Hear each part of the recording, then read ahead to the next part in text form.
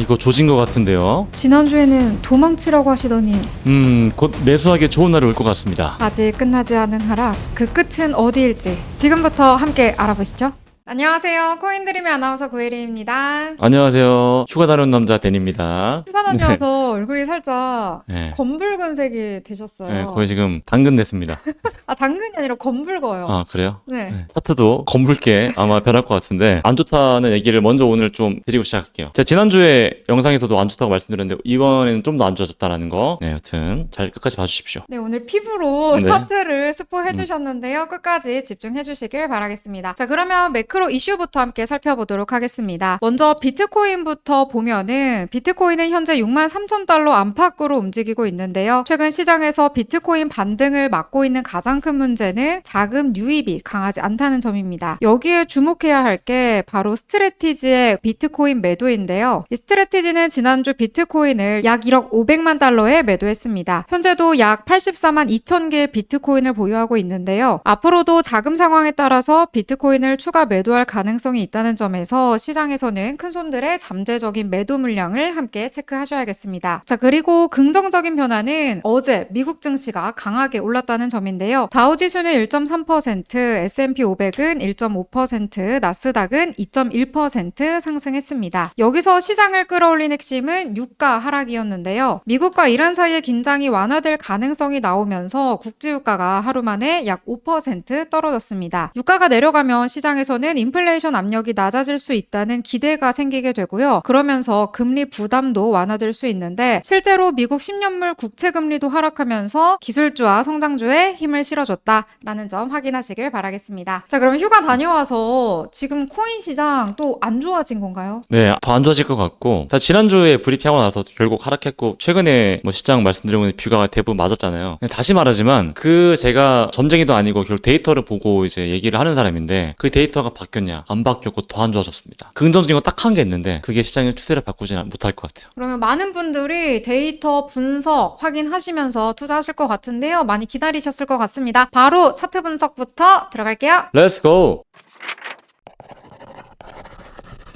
자, 우선 비트코인 차트 먼저 보겠습니다. 차트 볼 게 사실 딱히 많지 않죠. 일단 첫 번째는 작년 고점을 10월달이라고 보고 이게 최고점이니까, 그리고 최근에 이제 나왔던 단기 고점 부분을 우리가 작도해봤을 때 이렇게 볼 수 있겠죠. 그러니까 올해 5월달과 그리고 작년 10월달 패러럴 채널을 우리가 이어봤을 때는 이런 식의 하락 채널이 나온다. 사실 이 채널에서 유의미한 자리를 좀 도출하자라고 한다면 결국 이 채널의 상단 부분이죠. 여기 단기 고점 부분인 한 60만 6회 정도 될 것 같아요. 일단 저는 텔레그램 통해서 계속 말씀드리고 있지만 지금은 숏 포지션을 유지하고 있고 비트코인을 이제 하방 한 번 더 이탈 나온 다음에 그때 저는 적립식 매수하고 있던 비트코인을 다시 매수한다고 말씀을 드렸었고 솔라나도 지금 계속 매수하고 있어요. 우선 지금 보는 것처럼 비트코인은 날본 기준으로는 중요하게 볼만한 근거들은 없습니다. 결국 이 초록 색깔 박스를 돌파하냐 마냐가 되게 중요했었고요. 그리고 이 전체 하락 파동의 피보나치 뒤돌림 레벨은 지금 의미가 없어서 최근에 나왔던 고점 부분이 5월 6일과 그리고 7월 1일에 저점을 이어봤을 때 이 피보나치 뒤돌림이 그나마 유의미하거든요. 그래서 지금 현재 보면은 이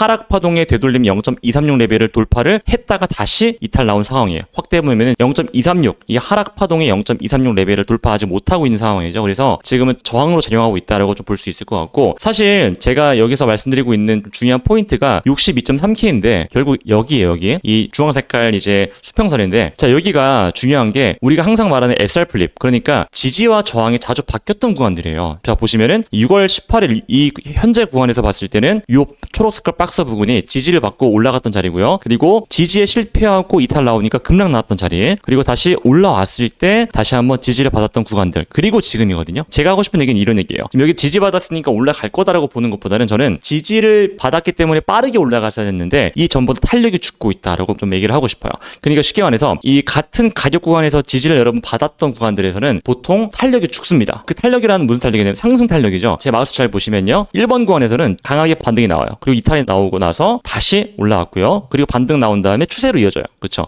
지금 보면은 물론 하루 이틀 더 보긴 하겠습니다만 지금 보면 제가 봤을 때는 상승 탄력을 많이 죽어 있는 모습이다라고 좀 저는 말씀드리고 싶고, 따라서 지금은 지지 여부에 약간 포커스를 맞추는 것보다 이미 여러 번 훼손됐다라는 거에 대한 포커스를 맞추는 게 좀 더 합리적이다라고 저는 판단합니다. 그래서 일단 이렇게 봤을 때는 하방 압력이 좀 더 열려 있다라고 저는 보는 관점이고요. 이걸 4시간 봉을 통해서 조금 더 디테일하게 본다면 우리가 최근에 나왔던 기준을 봤을 때 패러럴 채널을 작동할 수가 있겠죠. 자, 첫 번째 고점은 7월 21일이고 6월이고요. 그 다음 고점은 7월 28일 부근일 것 같아요. 이렇게 우리가 보는 관점에서 패럴렐 채널을 본다면 여전히 이 채널 상단을 지금 돌파하지 못하고 저항을 받은 모습이다라고 볼 수 있을 것 같습니다. 따라서 지금 현재 아직 7월 21일 이후로 있었던 하락 채널을 돌파하지 못했고 그렇기 때문에 지금 하락 채널 구조는 아직 깨지 못했다라는 부분에서 여전히 약세 관점 유지하는 건 맞고요. 만약에 제가 계속 말씀드렸던 것처럼 이 채널 전체 채널의 상단 부근인 65K 부근부터 그리고 66K 만약에 이 초록 박스를 돌파한다고 봤을 때는 전체적인 추세가 돌아섰다. 그러니까 작년 10월부터 이어진 하락 채널이 돌파가 나왔다라고 볼 수 있는데 그 기준도 장대 양봉과 꽉 찬 양봉 기준으로 돌파해줘야 의미가 있는 거지 윗꼬리를 달거나 그렇게 되면 의미가 없다라고 말씀드리겠습니다. 그러니까 쉽게 말하면 지금 기술적으로는 크게 의미를 부여할 만한 자리는 아니다라는 거고요. 왜 그렇게 보냐면 결국 지금 비트코인 또 반등하고 있습니다만 결국 나스닥은 이 하락했던 폭 그러니까 28,000포인트 제일 중요했던 SR 플립 자리인 지지와 저항이 바뀌었던 구간들을 돌파한 다음에 결국 상승 장악식 캔들이 나오면서 날봉에서 중요하게 봤던 이 하락 구간들을 돌파했거든요. 나스닥을 따라가지 못하는 비트코인 그럼 어떤 내러티브가 있을까? 그래서 온체인 데이터를 조금 더 딥하게 봐야 된다고 설명을 드리고 싶습니다.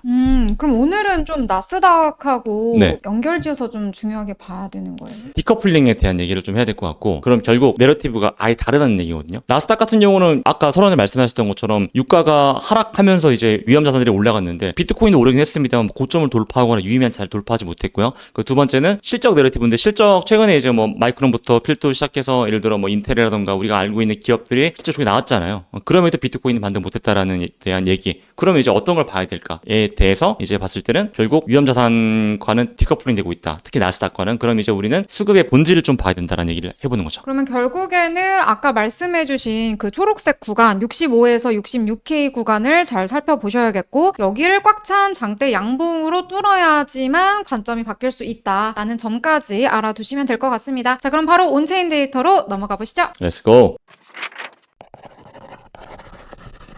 첫 번째로 볼 거는 지금 수급의 주체에 대해서 좀 얘기를 해볼 건데 아까 제가 서론에서 긍정적인 지표 딱 하나 있다 말씀드렸죠. 그게 지금 보는 지표인데 일단 이 회색깔이 이제 현물이고요. 그리고 이 연보라 색깔이 선물인데 지금 결론적으로 말씀드리면 현물 수급은 조금 개선되고 있어요. 개선. 좋아지고 있다. 여전히 음수죠. 음수 구간에 머무르 있고 위가 양수고 양수는 수급이 좋아지고 있다고 보는 거고요. 음수는 수급이 좋지 않다라는 건데 음수 구간에서 저점이 올라가고 있다라는 거는 그나마 긍정적으로 볼 수 있다라는 겁니다. 근데 여전히 지금 선물이 양수기 때문에 지금 시장을 주도하는 주체는 여전히 선물이다. 지금까지는 이라고 볼 수 있는 거죠. 쉽게 말해서 제가 지난 3월 달에서 5월 달에 시장 폭락하기 전에 말씀드렸던 내용들이 이때 왜 위험했냐면 선물 시장이 강하게 주도했어요. 주도했기 때문에 레버리지가 많이 쌓였고 수요와 수급은 좋지 않았기 때문에 시장이 하락할 때 폭락이 나왔었다라고 말씀을 드렸고 그리고 이때는 현물 수요도 좀 있었다라고 말씀드렸죠. 근데 지금 보면은 선물 수요가 갑자기 감소를 좀 하면서 현물 수요가 늘어나고 있어요. 이거는 긍정적이다. 그럼 이제 우리가 지금부터 더 잘 봐야 되는 게 추세가 돌아갈 만한 어떤 근거들이 더 있냐라는 기준을 좀 접근해 볼게요. 두 번째로는 결국 시장의 유동성, 수급의 방향성은 우리가 이 유동성에 들어온 다음에가 중요하거든요. 근데 지금 보면은 시장의 돈이라고 볼 수 있는 스테이블 코인 자체는 여전히 감소하고 있어요. 늘지 않고 있죠. 추가적으로 막 크게 하락하지는 않습니다만 결과론적으로는 전반적인 모든 시장 유동성은 여전히 제한적이다라고 볼 수 있는 거고 우리가 정말 수영을 하고 싶어요. 예를 들어서 그 수영장에 물이 안 들어와. 그럼 수영 못 하잖아요. 그렇죠?